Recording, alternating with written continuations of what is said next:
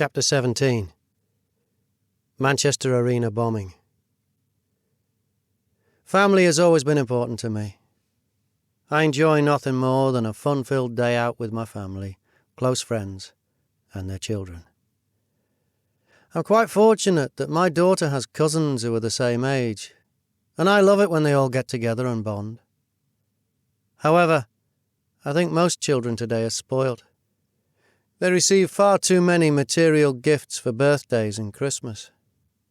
These gifts, often crap, just accumulate around the house, and often find their way to charity shops. Bearing this in mind, for the Christmas of 2016, I had decided to buy all of the kids tickets to see the Marvel live show at the Manchester Arena early the following New Year. The tickets were not cheap, and I could have saved myself a small fortune in buying the traditional crap. But I secretly wanted to see the show, and used those gifts as a plausible excuse to do just that. On the train to the arena, it was obvious who was going to see the show, as all the kids were dressed as their favourite superheroes, and even some of the adults. Since leaving the army, I wasn't particularly fond of crowded places and avoided them where possible. I was also conscious about my limited mobility and was vain about needing the use of a cane to walk. However, this was about the kids having a fun day out, so I told myself to man up and just deal with it. As we approached the Manchester Arena, I found myself becoming nauseous and anxious due to the intensity of the crowd. This was early afternoon on a family day out, yet I headed straight for the nearest bar and downed 2 quick pints before the show. This was the first time that I recall that I had consciously realized that I used alcohol as a coping mechanism for my inner demons. The use of alcohol had enabled me to relax. I wasn't anxious any longer, and was under the misconception that I was in control of my emotions, my hidden trauma. I was also able to enjoy the show, and the show didn't disappoint either, with both the adults and the kids thoroughly enjoying themselves. This was, of course, until the show finished, and we were herded out like cattle, or in my mind, cattle to the slaughterhouse. None of my family or friends knew that I was suffering with emotional trauma from my battlefield experiences, although I had suspected that Jane had her suspicions. Since leaving the army, I hadn't felt the same, as I'd become more self-aware about my actions and feelings, and I knew that they were not healthy. I knew that something wasn't quite right with me, but was still ashamed to admit it. Now, on leaving the Manchester Arena, it immediately became apparent that I needed help. The tight concourse leading to the exits instantly became rammed. None of us could move, and I felt trapped, as if I was pinned down by enemy fire. My heart began to race, and I was having flashbacks from my battlefield experiences. I needed to get out of here. Now. The kids were starting to get crushed, and by focusing on their immediate welfare, I was able to prevent myself from being consumed by a full-on panic attack. I could feel my adrenaline kick in. I became numb, focused and driven. I was now a soldier again. I was now Colour Sergeant Watson. I was anticipating countless negative thoughts of what could occur in a potential terror attack scenario. My daughter was a toddler and in distress, so I put her on my shoulders, ignoring the immense pain that this caused. Pain is weakness, and was to be ignored. All that was important to me now was the mission, and that was the hard extraction of my team. I was taken over by my own superhero identity, and was able to aggressively lead my men, my family, through this static crowd, and out of what I had perceived as the killing zone to safety. Once in a place of safety and away from the masses of other spectators, I tried to relax, and we discussed what had happened amongst ourselves. The kids finally stopped crying, and the adults joked about how I went full-on army to get us out of there. I joined the bravado, but my heart was still pounding, and I could hear noises, bangs and explosions, unwanted reminders of warfare. My heart was still beating rapidly, and I used my daughter's distress as an excuse to return to base. Sorry, I mean to my home. I was having trouble differentiating past memories with my current reality, and was now very concerned. I remembered the panic attack that I'd had all those years ago, and endeavoured to compare the two. The difference this time was that I now had a daughter, and as such, I didn't allow myself to be consumed by it. I was in control. I had this. I was okay. Or were these just excuses to avoid getting help? To avoid being weak? Once home, I was finally able to relax and became light-hearted. My adrenaline had worn off as my daughter was now safe. My mission was over. Jane knew that something had happened, and this was the first time that I spoke openly to anyone about my deteriorating mental health.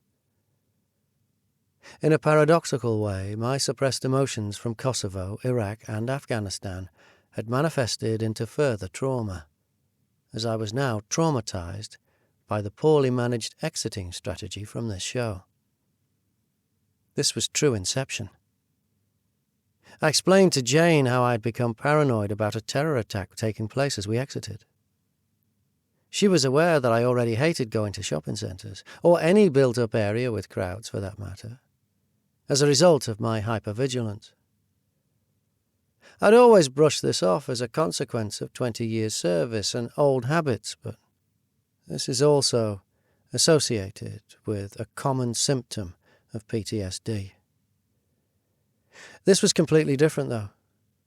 Due to my panic attack, I genuinely believed that we were going to be targeted. It felt real, and I was afraid. Jane listened as I explained how, from a terrorist planning perspective, it would be extremely easy to exploit the flaws in the exiting strategy from the Manchester Arena. I explained that this strategy, along with the layout of the building, channeled the masses of spectators out into a designated killing zone, and these were perfect for mass casualty attack, chemical bomb, or multi-weapon shoot, maybe even all three. I couldn't help but think that I was being paranoid when saying this out loud to Jane. I certainly felt so.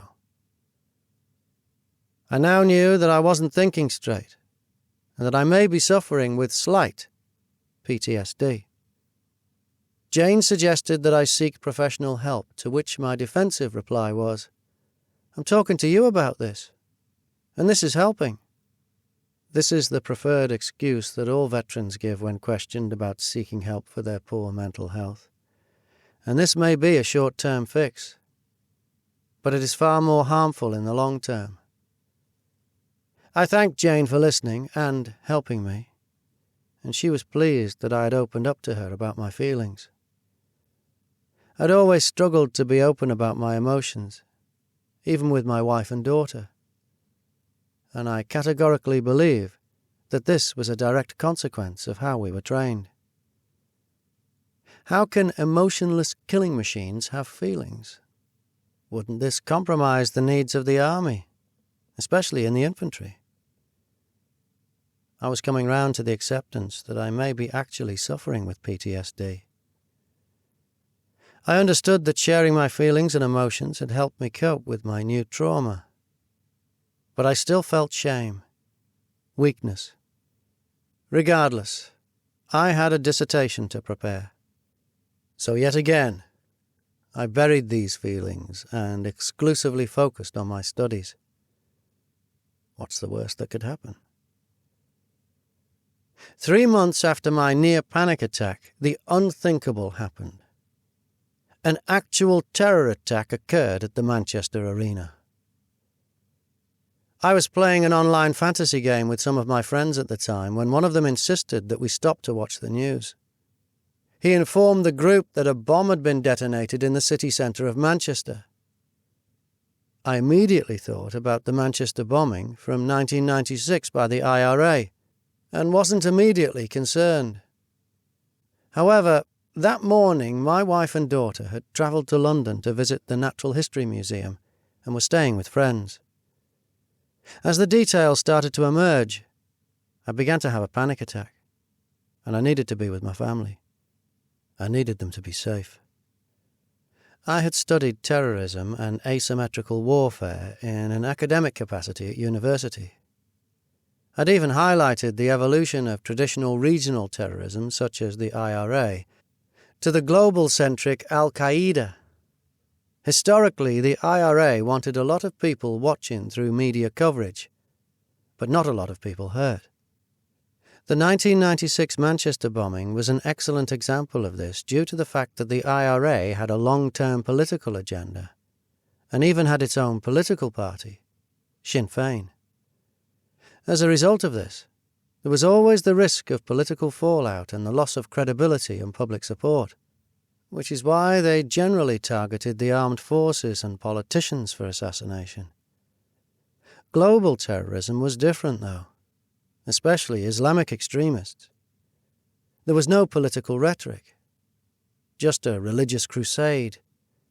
A jihad where all non-believers, even children, were categorized as legitimate targets. There was a pattern with Islamic terror attacks, and follow-up secondary attacks are of frequent occurrence. Jihadists often inspire other jihadists, and my family were in London, which was potentially a prime hotspot for this secondary attack to occur. I spoke to Jane that Monday evening and urged her to come home, but she was defiant that she was not going to let the terrorists win and succumb to fear. Naturally, this was not what I wanted to hear, as I just wanted them home. Safe. Jane was insistent that her plans wouldn't change, and that they would still be going to several public attractions in the capital, completely disregarding my rational and real concerns. That night I didn't sleep. I painfully watched the events unfold in real time live on the news. The following day I felt helpless, lost, and numb. I needed my family home, and was constantly checking in with their progress. The following night, again, I didn't sleep. I'd now been awake for 2 days straight, something I'd not done since the war in Iraq in 2003. Now everything was merging into one. My mind was playing tricks on me, and I was experiencing flashbacks from my battlefield experiences from years earlier. I felt confused, sad, and alone, but with a consuming sense of guilt. What crimes had I done? Where had this guilt manifested from? I was asking questions to which I didn't have the answers, yet I felt like a criminal and convinced myself that I deserved to be punished. I was now in a phased state of mind. My only focus, and my priority, was seeing my family safely home. My negative and harmful thoughts were devastating me, and I felt like an empty shell. I was going to a very dark place. But it was for the love that I have for my family and their concern that kept me driven, focused. I was now facing my internal demons, my guilt. It was feeding off the Manchester Arena bombing, and it almost completely overwhelmed me. But I had somehow managed to fight them off. I would have to let these demons put me on trial at a later date, once I knew my family were home safe. That Wednesday night, Jane informed me that they had completed their sightseeing and were finally safe at our friend's house, and that they would be driving home the following morning. Finally, I could partially relax. But I didn't want to. I was conscious that I was no longer able to suppress my battlefield guilt, and this was something that I was afraid to face. I was struggling to admit to myself that I was obviously suffering from PTSD. I had never perceived myself as a failure, but now this is what I convinced myself that I was. I had failed at being a soldier due to my injury. I had failed my men due to not recognizing the signs of their deteriorating mental health and PTSD. I'd failed the victims of this terror attack, and now I'd failed my family, as they were not with me, safe. That night I don't think I really slept, and my mind was at war within itself, but on several different fronts. I was still ashamed to admit that I had succumbed to my poor mental health, as I was not weak. Therefore, in an attempt to disguise this from myself and family, I would use the trauma of the horrific Manchester bombings as a subconscious tool of misdirection. My battlefield guilt had evolved into the exclusive accountability of this unthinkable terror attack. I now fundamentally believed that I was responsible for this terror attack at the Ariana Grande concert that killed 22 civilians, mainly children. My mental health was so bad that I would rather take responsibility for the death of 22 children than admit that I was suffering with PTSD from my military service. Even when writing this, or speaking to my military brothers about my ongoing battles with my mental health, I can acknowledge how ridiculous it sounds. Then, like a paradox, part of me still feels responsible, and I will always carry this guilt. In my experience, military PTSD cannot be cured, but it can be managed with the correct treatment. I had been suffering for over 20 years, and for the majority of that time, alone, in silence. Then, when you analyze how little regard is allocated towards mental health awarded on discharge, and the non-existent aftercare by the Ministry of Defence, one could quite easily conclude that the lack of government support for our veterans is beyond negligent. One should never play the what-if game through the luxury of retrospective knowledge, as we always focus on the positive outcomes.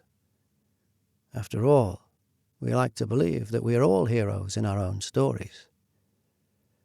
However, I am still haunted by my lack of action in raising my concerns about the exiting policy at the Manchester Arena. I tell myself that I should have had the courage to overcome my shame and PTSD.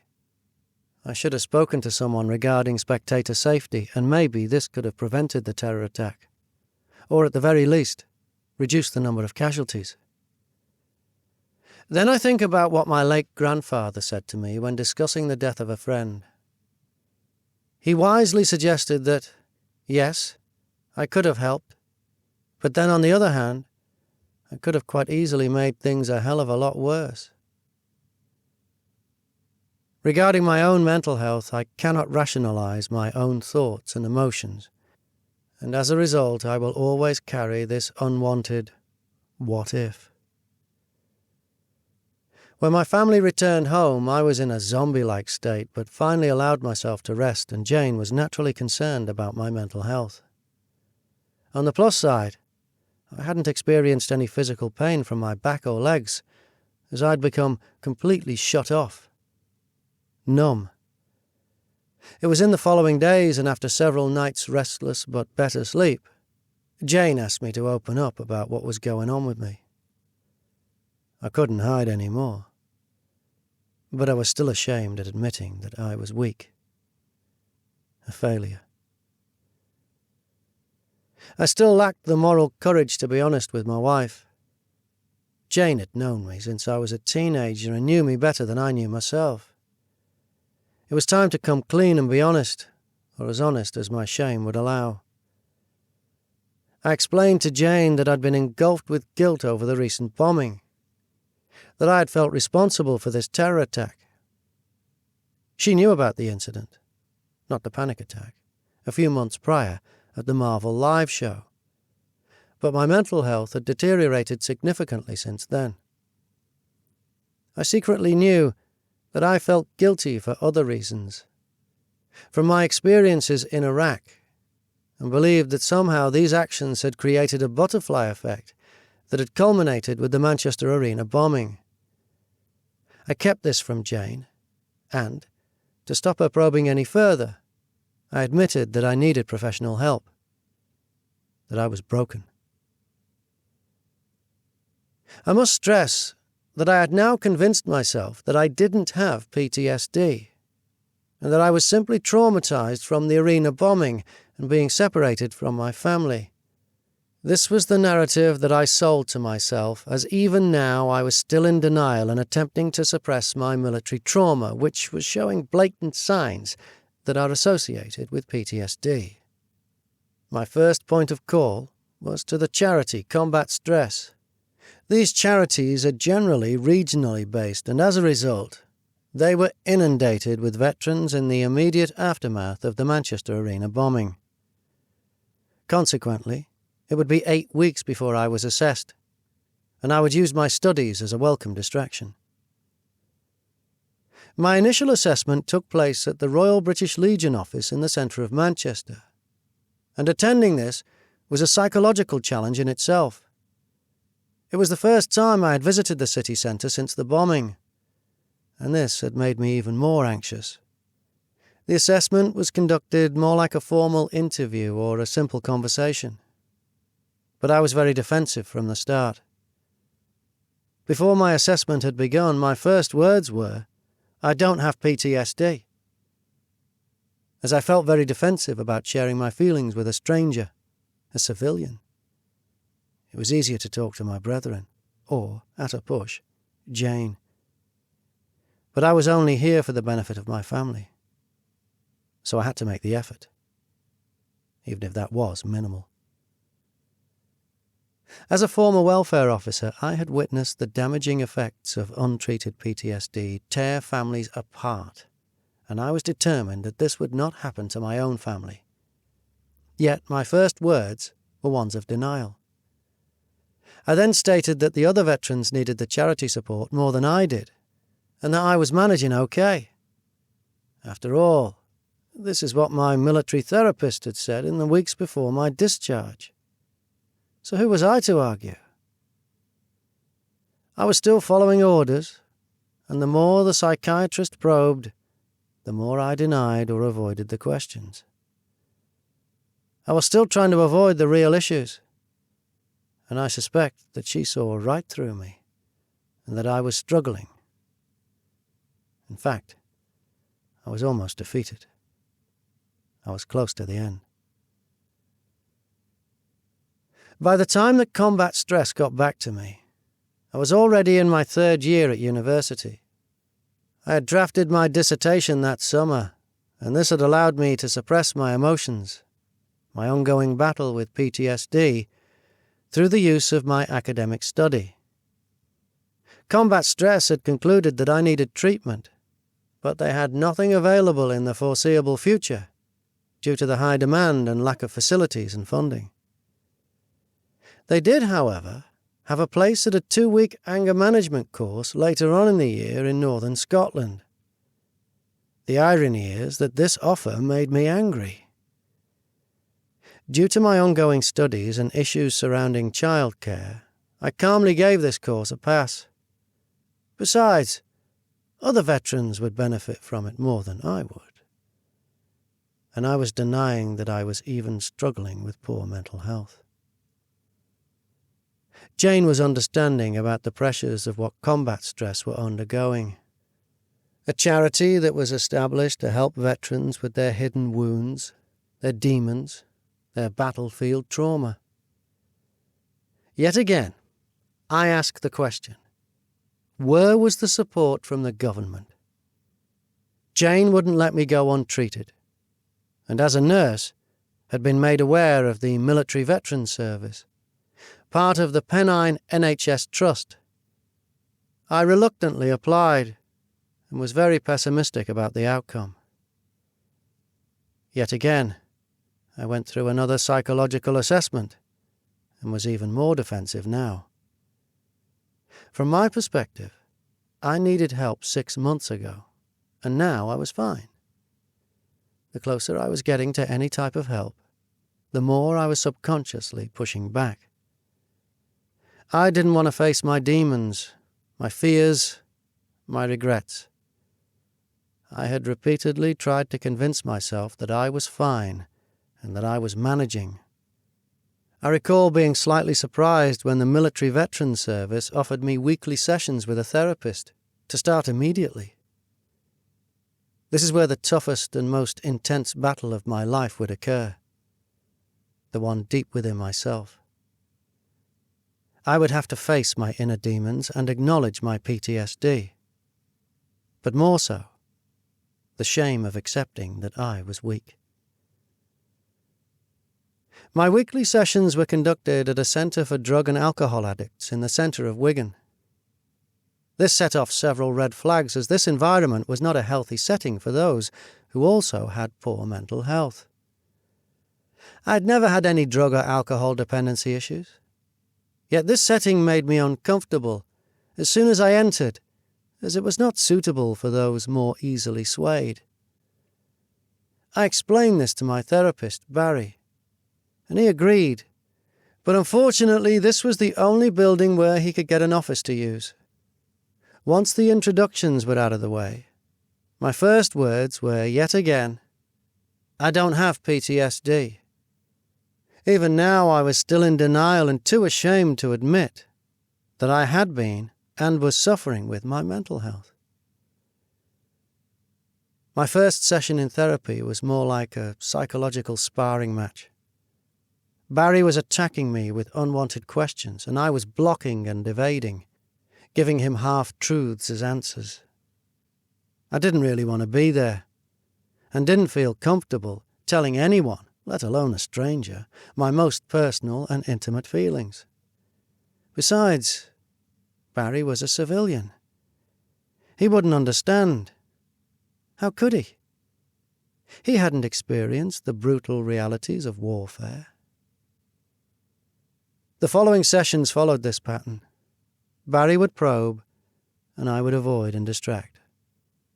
I would use our personal love of football or my studies to start conversations to take up my hour-long slot of therapy.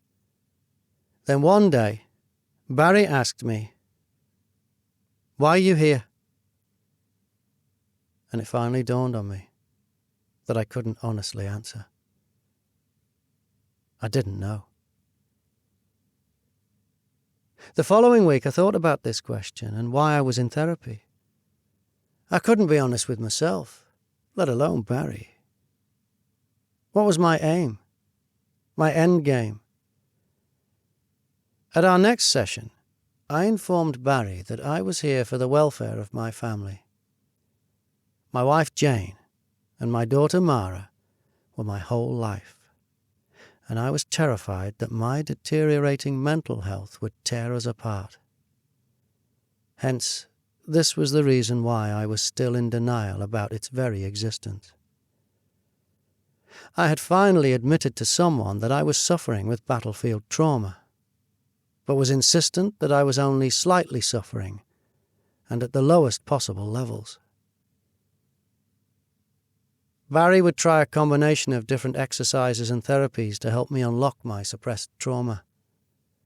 I found cognitive behavioral therapy useful in understanding my trauma, and acceptance and commitment therapy in accepting my battlefield exploits.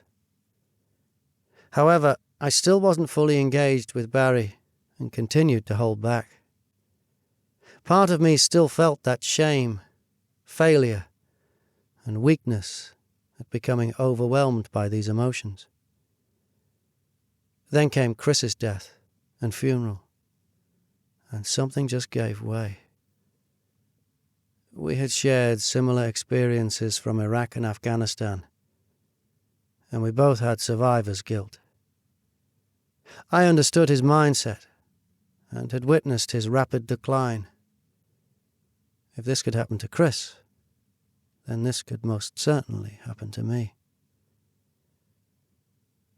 Chris's death had provided me with the realization that in order to save my family, I would have to start by saving myself. This had to begin with confronting and overcoming my shame and accepting that emotions are not weakness, but in fact, for the most part, strength. This was painful and difficult to pursue, but I gradually began to fully engage with my Barry. I fully opened up to him about the morgue in Kosovo and the airstrike in Iraq. I explained how I felt responsible for the sanity of my men in Iraq, and that due to the notion of the illegal war, that I had lost my way, lost my moral compass. We discussed how I had unhealthily linked Iraq to the Ariana Grande concert bombing and my unhealthy self-imposed burden of accountability and responsibility.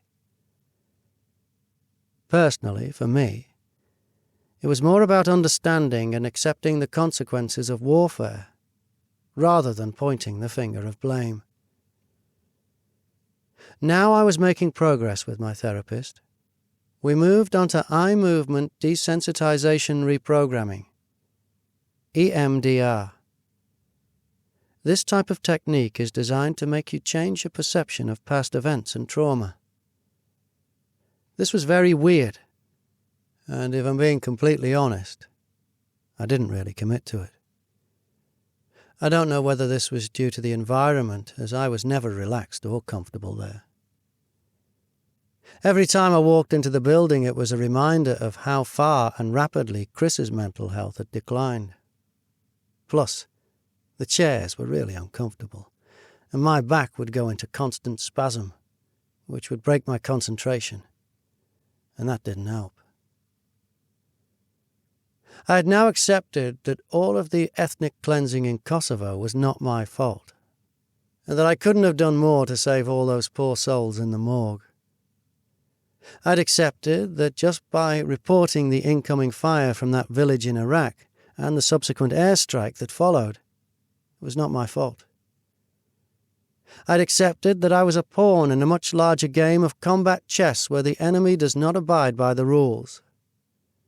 For the most part, warfare evolves as you move forward due to the unpredictable nature of the enemy and the ever-changing tactics and strategies. As such, our training was always amended to reflect this. However, there will never be any adequate training that can prepare soldiers for the darker side of warfare and the inevitable unjust deaths and mutilations of civilians, most of whom, unfortunately, tend to be women and children. These are often referred to as casualties of war, collateral damage, a horrific acceptance by our political leaders of the consequences of war. I, however, refer to it as the darker side of warfare, as no amount of behavioral training can prepare you to psychologically process it. Therapy is painful, and those who accept that they have internal issues and seek help are unmistakably brave. Initially, when therapy was suggested by Jane, I would rather have run directly into enemy fire than seek help for my deteriorating mental health. When accumulating all of the dangerous experiences that I had encountered on the battlefield in comparison to accepting that I needed help for my emotions, there is only one winner. During my 6 operational tours, I had encountered many different situations that some may consider took immense courage to overcome. However, my most difficult and painful act was seeking out help. Being honest and admitting to myself that I needed professional treatment, help for my suppressed emotions that were destroying me from the inside, and overcoming my conditioned outlook that I was weak. After every session, I vividly remember that I was emotionally and physically drained, and I was fortunate that my wife was supportive and understanding. I would painfully discuss my sessions with her and wouldn't hold anything back.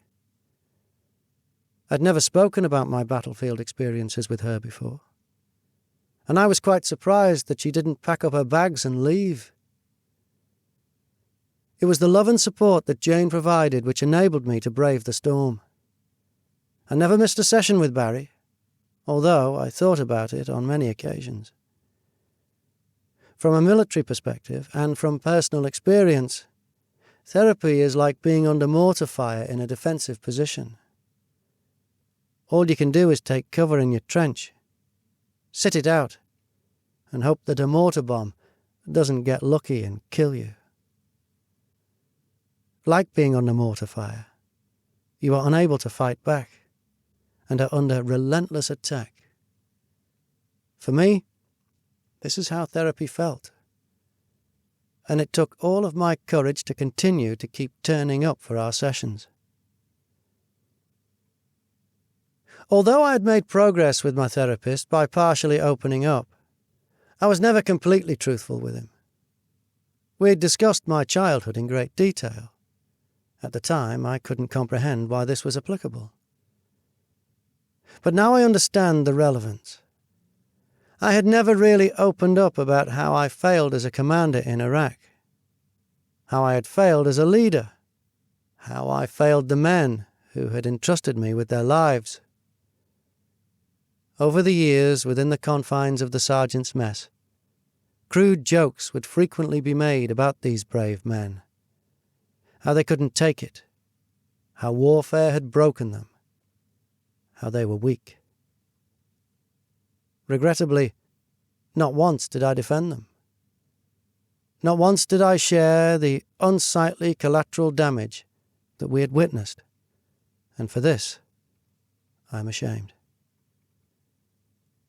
Then there are the victims of the Ariana Grande concert at the Manchester Arena bombing to consider. I still feel responsible for not raising my concerns about the exiting strategy. I do not believe that any amount of therapy will ever help me change my outlook on this. Unfortunately, I have accepted this and will always carry around the emotional weight and guilt with me. The Ministry of Defence would later acknowledge my PTSD under the accepted conditions as between 6 to 14%. I still don't understand this percentage system or what this means, but the acknowledgement and accountability are what is important to me. Then I think about what it must take to be categorized at a higher level, and how bad some of my brethren must be suffering. If I was at the lower end, and at my darkest, close to thinking about suicide, then what about those who are considered above 14%? Maybe 50%, and so on. I was once told that I lacked empathy, and now all I have is excessive amounts of empathy. I now understand the emotional struggles of my brothers, and men in general, and that seeking out help is not weakness, but rather a strength. Overall, I was happy with the progress that I had made with therapy, and will always be thankful to Barry, as he helped me understand and accept some of my demons. Jane was pivotal, as without her encouragement and support, I would never have engaged with therapy, and it was Jane who had directed me towards the military veteran service. I do still feel ashamed for not acknowledging the signs of PTSD in my men whilst in Iraq, and more so on their return. The signs were right in front of me, and I regret not being able to see them. Then I acknowledge that no training was provided, and mental health awareness back then was non-existent. Yet I am still conflicted by this. Likewise with my guilt from the Manchester Arena bombing. Maybe now, with a little more acceptance of therapy, I should seek out these truths and reach out to Barry and finish what we started for the long-term sustainability of my own mental health.